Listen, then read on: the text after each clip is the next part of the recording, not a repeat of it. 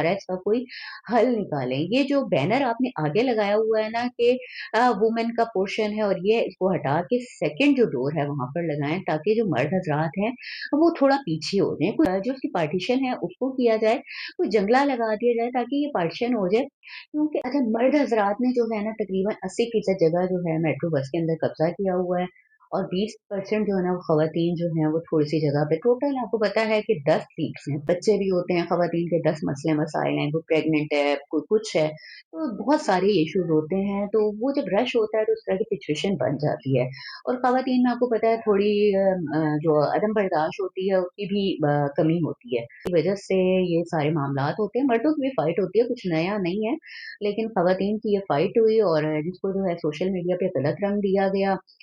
Comment में मुझे भी कहा गया, मेरे भी टिकटॉक के ऊपर बहुत सारे व्यूज़ आए, लाखों में आए।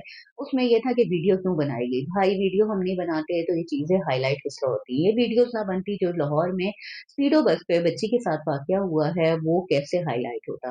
तो वीडियो बनाने का मकसद ये नहीं होता कि किसी को शर्मिंदा करना है या सिक्योरिटी पे सवालात उठाने हैं। मसला ये है कि इस मसले को हल कर दिया जाए, रश अगर बढ़ रहा है तो उसको कंट्रोल कर लिया जाए। ओवरलोड ना किया जाए।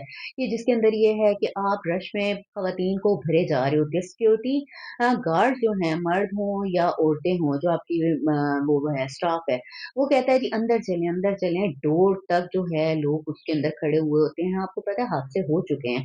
कभी किसी का हाथ आता है, कभी किसी का पाँव आता है, कोई गिर जाता है। मतलब अगर मैं ये वाक़ई बताऊँ तो आपको पता है, आपको ज़्यादा बेहतर जानते हैं जो मेरी वीडियो देख रहे हैं। तो